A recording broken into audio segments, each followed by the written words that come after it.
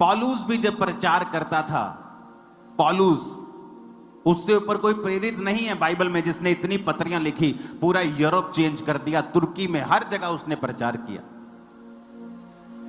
उसके और पतरस के जैसा काम किसी ने नहीं किया। याकूब, यूहन्ना, ये 4 लोग थे सबसे ज्यादा काम करने वाले। और वचन कहता है कि जब पौलुस प्रचार करता था तो लोग घरों में जाके ढूंढते थे पवित्र शास्त्र से कि क्या पौलुस ने जो प्रचार किया है सही किया है, क्योंकि वचन की शिक्षा ही है जो आपकी कैपेसिटी को बढ़ा देती है। कुछ डिलीवरेंस ऐसी है, आप 1,00,000 बार भी ले हैंड करा लेंगे, आपकी लाइफ में नहीं होगी। वो तब होगी जब आप अपनी जिंदगी में से एक ऐसी कमी को, एक ऐसे पाप को त्याग देंगे जो वचन के अनुसार नहीं है पर आपको मालूम नहीं है। और जैसे ही आपको सही वचन मिलता है और आप उस चीज को त्याग देते हैं, वो डिलीवरेंस जो ले हैंड से नहीं हो रही थी, प्रेयर से नहीं हो रही थी, ऑटोमेटिकली आपकी लाइफ में एंटर कर जाएगी। सेम डे, सेम पल, सेम मोमेंट। वो डिलीवरेंस आपके हस्बैंड का साल्वेशन भी हो सकती है, आपकी उस बेटी की साल्वेशन हो सकती है जो खुदा से दूर है, पाप में है। आपकी फाइनेंस की साल्वेशन, छुटकारा हो सकता है जो कर्जे में है। It can be any deliverance, कुछ भी छुटकारा है जो आपके कई आदतों के साथ जुड़ा हुआ होता है। और इंसान अपनी आदत किसी के कहने पे नहीं छोड़ता जब तक उसे परमेश्वर नहीं कहता ये मुझे मालूम है। जब उसे ये मालूम हो जाता है कि ये प्रभु चाहता है कि मैं ना करूं, फिर वो छोड़ देता है। तो आज जब आप वचन को सुनेंगे, क्योंकि पवित्र आत्मा से भरपूर होने से पहले हमें यह समझना होगा कि पवित्र आत्मा इस धरती के ऊपर कैसे कार्य करता है। बाइबल कहती है, पिता ने कहा उजाला हो जाए तो उजाला हो गया, लेकिन कैसे हुआ यह नहीं पता।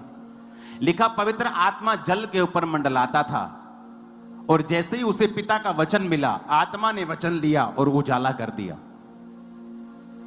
जहां भी आपकी लाइफ में आपको उजाला चाहिए, वहां 2 चीजें होनी चाहिए।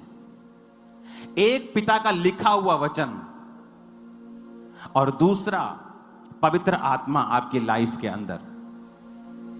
और पवित्र आत्मा आपकी लाइफ के अंदर उतना ही काम करता है जितना आप उसे अलाउ करेंगे, जितना आप उसके साथ कोऑपरेट करेंगे, जितना आप वचन की बुद्धि, वचन की शिक्षा और वचन के द्वारा अपने माइंड को एक्सपेंड करेंगे, पवित्र आत्मा भी उसी रीति से आपकी लाइफ में उतना ही काम करेगा।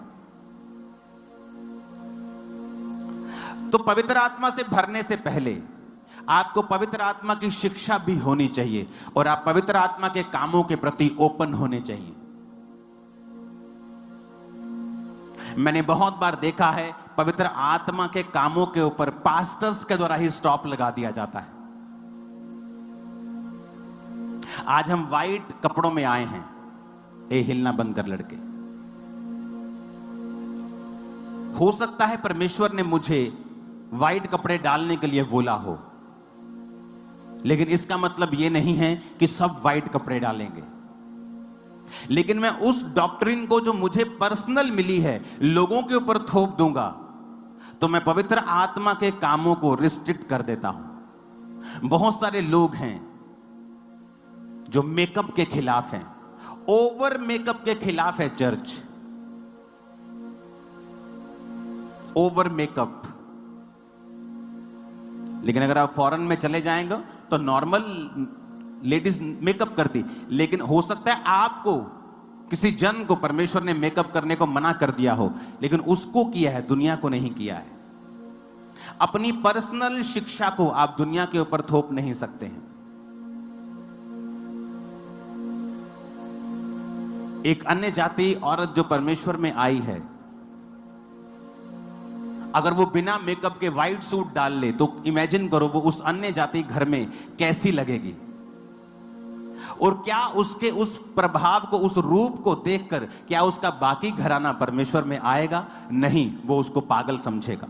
तो परमेश्वर ने कहा है ऐसा कोई भी कार्य मत करो जिससे मेरे काम में रुकावट हो।